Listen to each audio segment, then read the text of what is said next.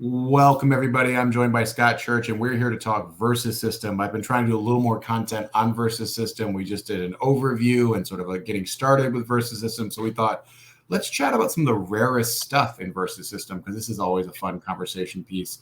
So Scott put together a list. Scott, hello. Thank you for joining us here. Thanks, Matt. Appreciate it. Hey, everybody. Thanks for tuning in.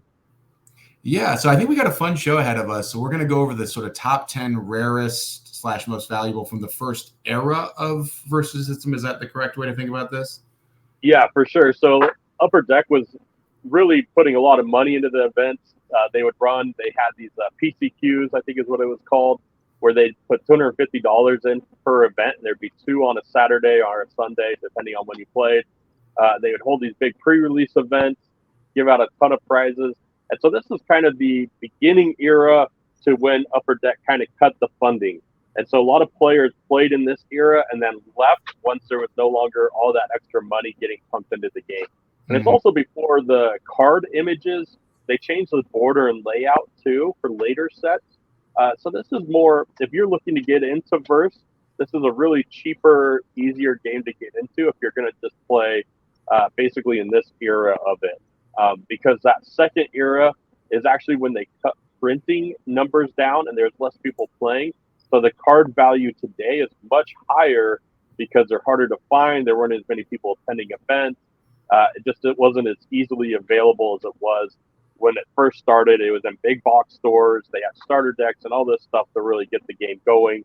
And then it just kind of tanked. They cut their printing, and now that's all the collectible stuff is a later set. So is this like sets 1 through 10 roughly, or 1 through? Yeah, just about there. It's about sets 1 through 10 or so. This should be about the first 3 years of the game or so.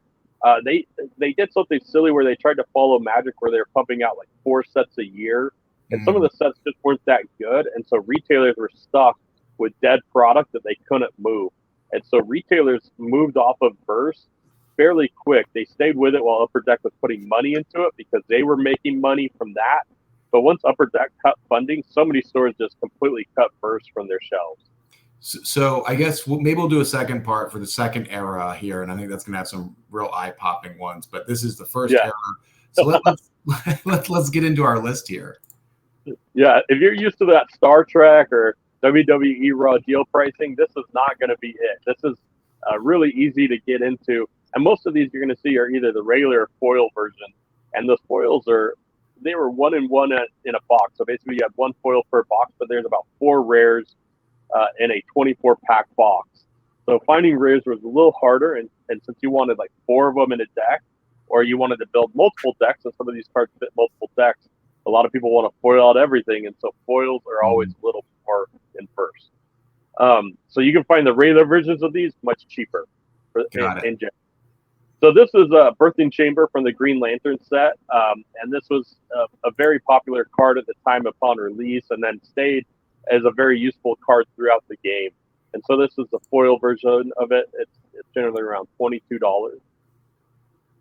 If you want to go on to the next one there, Matt, for number 9.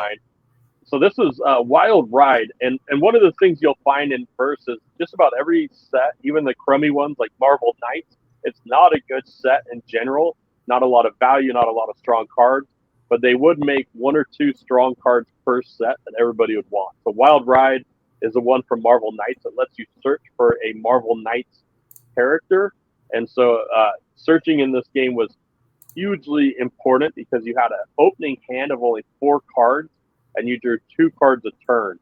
And out of a 60-card deck, you just weren't seeing much of your deck unless you had ways to search through it. And so this was really important for the game. Okay, let's go into the next one here.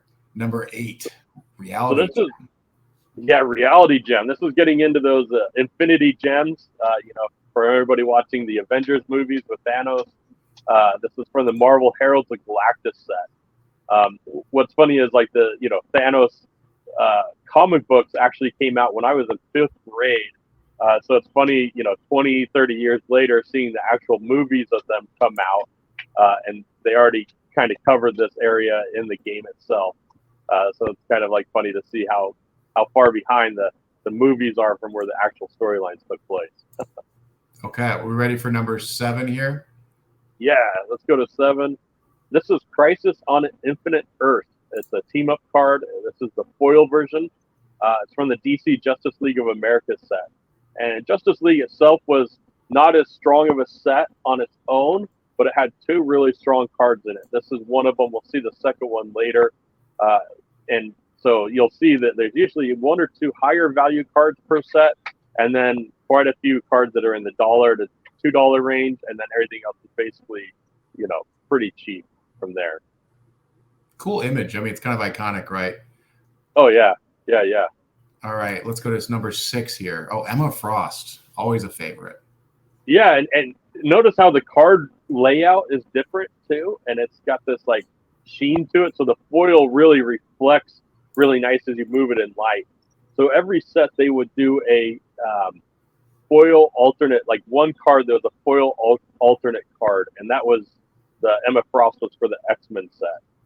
And so this was a different treatment than the regular foils had of cards. And so this is a harder to get one. It's pretty popular amongst collectors. One thing about Verse is comic book fans love to just collect these cards too because they are comic cards basically. Right. And so if you're an Emma Frost collector, and she's so prominent in all the X universe right now, she's about to marry Iron Man, Tony Stark in the comics. And so her character has been popular from the 70s up through today.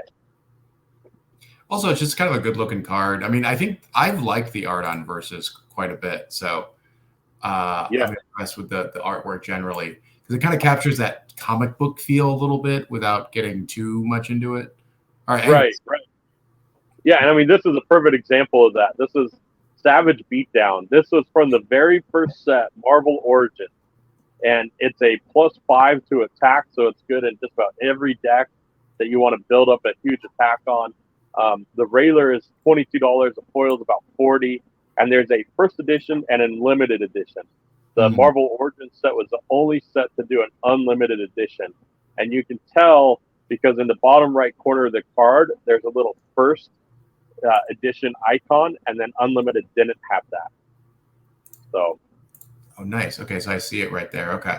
All right, let's go to number 4 here.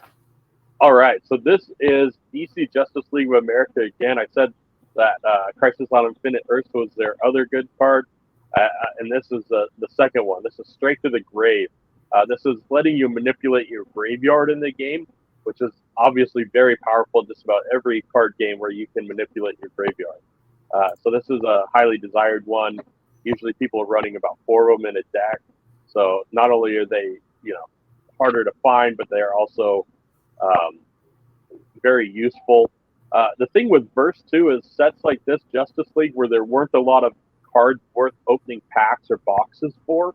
The higher end ones, it makes them much more valuable because people didn't want to spend that much money on a box to maybe get a chance at one of these top end cards and get the rest of them being junked.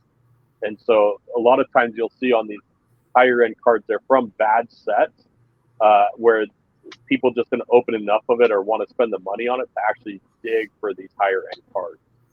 So I guess a question I asked in a previous video, but kind of applies here. A lot of these cards carry value not because of the collectability, but because of the playability, right? And maybe some people are collecting a little bit, but really it's the playability and the fact you need 4 copies of it.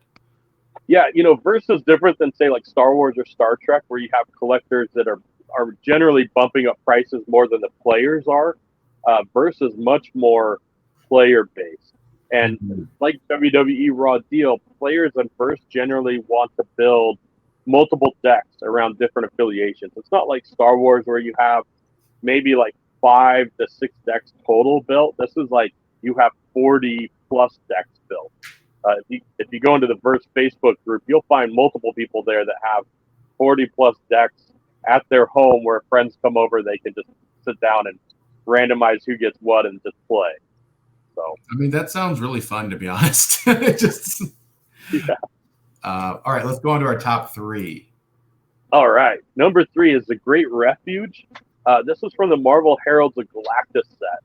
I actually quit around this time playing the game. I started when it first started, and I played up through about Marvel Heralds of Galactus, Legion of Superheroes. So our local area scene completely died.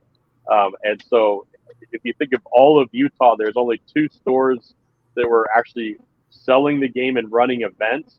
One of them did a huge amount of events, the other one smaller amount, and basically both of them quit doing it at the same time around when this set came out. So this is one of those cards where the set's actually fairly good, but people were starting to play it less, and this was like a card needed from it. And so people that were still in it were like, well, how do I get this card unless I'm spending a ton of money on it? So it's still holding its value. It's a very desired card for Inhumans base decks. And anyways, that's kind of the background. Number 2. All right, 2, Enemy of My Enemy. What do you think about that art, Matt? I like it. Yeah, it looks really good, especially when it's foil too. And Verse did extended art versions of cards. You'll notice none of these are the extended art. I figured that's kind of a different discussion because extended arts, they gave them out differently, like at events, different things, and some of them are very rare, hard to find. So we're just keeping this at the regular versions of cards. Enemy of My Enemy lets you discard a card of affiliation and go search for another card of that same affiliation in your deck. So it's basically like in Magic, a demonic tutor, or different things, or a tutor that lets you search for something you need. So this is a highly desired card. Most people will run 4 of them in a deck. It's very useful. Just about any deck type can use them. And from the time this came out in the X-Men set, which was kind of later in that first era of Verse, to the end of the game, this was still a very usable card. People use them today. People want them in each of their decks, so people want a lot of them. So it's both the regular and foil version is worth a lot of money. Very cool. All right, our number 1, drum roll. Number 1, Mobilize. This is another search card, just like the last one, Enemy of My Enemy. Mobilize, though, was in the Legion of Superheroes set. Again, a set that didn't have a lot of things people were looking for. The DC sets always sold less than the Marvel set. And so, it makes sense. Shocker. Would you guess that, Matt, or would you think they were about the same sales wise? It's funny, even like DC's always just been a distant second to Marvel, right? Like it's just a distant second. So I was attending the different pre-releases for these sets, and Marvel sets would have 40 to 60 people show up, and DC would have like 16 to 25. Mm. So I mean, it was a huge difference in attendance. So, like, I would win some of our DC pre-release events, but I never won a Marvel one just because the field was so much bigger and harder to get through. So, Mobilize here, again, a card that lets you search for your deck or through your deck for a card that you need. And like I said, Verse, you needed that card search engine because you just weren't drawing enough or didn't have a big enough hand size as it was to always get what you needed at that exact time. So, this was just a great card to have. The foil and the regular, we sell a lot of these fairly often, and they come back in. Same with Enemy of My Enemy. We get them in a lot, but they sell out a lot. So yeah, this is a highly desired card for play, as well as just a kind of a cool Teen Titans looking card too. Yeah, I'm curious. So we didn't see any real characters on this list, right? There's no foil Superman or foil Batman. I guess I'm a little surprised by that. Are the characters just not sought after, or you don't need 4 of them, or what's the deal? So in the later sets, like the Supermans are really good, the Batman's really good. They kind of overpowered them. But in these earlier sets, they really didn't make the main characters like Batman, Spider-Man, Superman. None of them were very strong cards. Wolverine wasn't good. Spider-Man wasn't good. Like the cards you'd want to play with weren't very good. It was like your Alfred, Batman's butler, was the card you actually wanted. So it was like they did do the power right for Verse.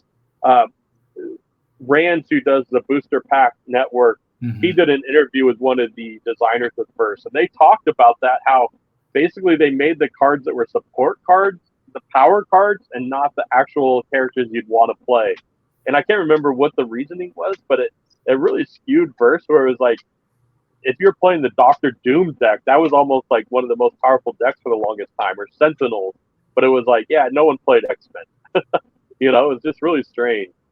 Yeah, I guess that it's maybe a design error there, and you can go back and try to correct it. But once the card's out there, it's printed, and errata is a mess. You can ban it. But I mean, this is one of the issues with printed card games, just fundamentally, right? Is that they're printed, and you can either have it, send it back in, we'll send you the correct one, which is expensive, right? You're paying postage out the wazoo, or you can ban it, which is the approach Magic took. or you can just try to correct it with the next set. And I don't think any of these are very elegant solutions, right? Right.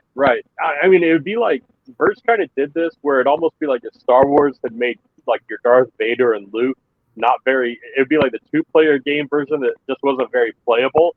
But then you're like Admiral Ozzel and like Chief Retwin, where you're ones that like were the cards everybody was playing, and you needed those for your deck, and that's like what held the value. And so like if you're a game store owner, what do you want to be selling? You know, Verse kind of had a, I don't know, it's just like a weird way in how they did the game. I do love the idea of an Alfred deck being really powerful. That's like just amusing conceptually, right? Yeah. I mean, Sentinels were huge, like the robots, and it was like, we need more Bastion, and we need more, I can't remember, Nimrod. We need more Nimrods. And it's like, who are these characters? If you're a store owner, you're like, hey, I want the Batman that sells, and I want, things that general non-gamers see, and they're like, cool, I want that. Like how you're saying, like, you'd want that card just for your binder because it looks cool. Like almost like people would carry around One Rings from Middle Earth because it was like, hey, everybody knows what the One Ring is. Right. So why they didn't do that with this game, I'm not really sure. I mean, I guess my final thought on the list, it's really fascinating how across every CCG, it seems like tutors, whether it's a fetch land or in Magic or grabbers, even in Star Wars CCG, you have these like Imperial commands and we must accelerate our plans. Like the ability to tutor something from your deck is always going to be like a pretty high value card, right? Because people just need to find the crap. Like that's really, people can't find their crap, and they want to have people like things that help them, assist them find their crap in their deck. So yeah, it's so true. And Verse definitely, the first, what was it, 2 sets didn't have a lot of it. Alfred was actually one of them, and so that's why he was useful. But then like once they started adding more of these like tutor type of cards, it really changed things as it sped up the gameplay and people are doing faster things. And it became less even about power as it did about like all these different tricks and kind of things you would do with your deck.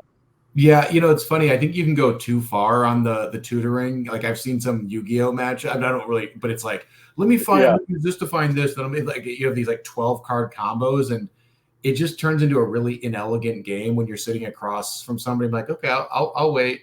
Okay, 12 minutes later, I can take my turn after you've done 6 actions that are all compounding on each other. So it can get a little like lame, to be honest. Like, so while we're filming this, Star Wars Worlds happened this past weekend, and Hayes Hunter just won for Star Wars Worlds. And it's interesting, I think, that Joe Olson do his commentary, and he was talking about how the mid game now is on turn 2 for most decks, because you basically set up and get everything out you want turn 1. And then turn 2 is like mid game, and you're like then trying to figure out where you're going to attack or where you're going to drain or different things. And it's like, how did we get to a point that the speed of the game is now turn 2 is the mid game? Like that just doesn't make sense to me. Yeah, no, I agree. I think you look like early game is the fun part, right? Where you're sort of, the world is your oyster. It's like, oh, what do I want to do? There's a world of options, and not, well, if you didn't do the following 4 things on your first turn, you're pretty screwed. Anyways, this is a longer philosophical debate I think we could have for a while here. Any final thoughts on this list? We'll probably do a part 2 down the road on the second half here, but this is just sort of the first half. If folks want to do this, Scott has it in his store at Category 1 Games. Check out his stuff. Like, subscribe, all that good stuff. Support the channel if you can. We run this on hopes and dreams, really. So it's nice to hear people enjoy the content. Yeah, thanks, everybody. Appreciate it. All right, and we'll see you guys next time.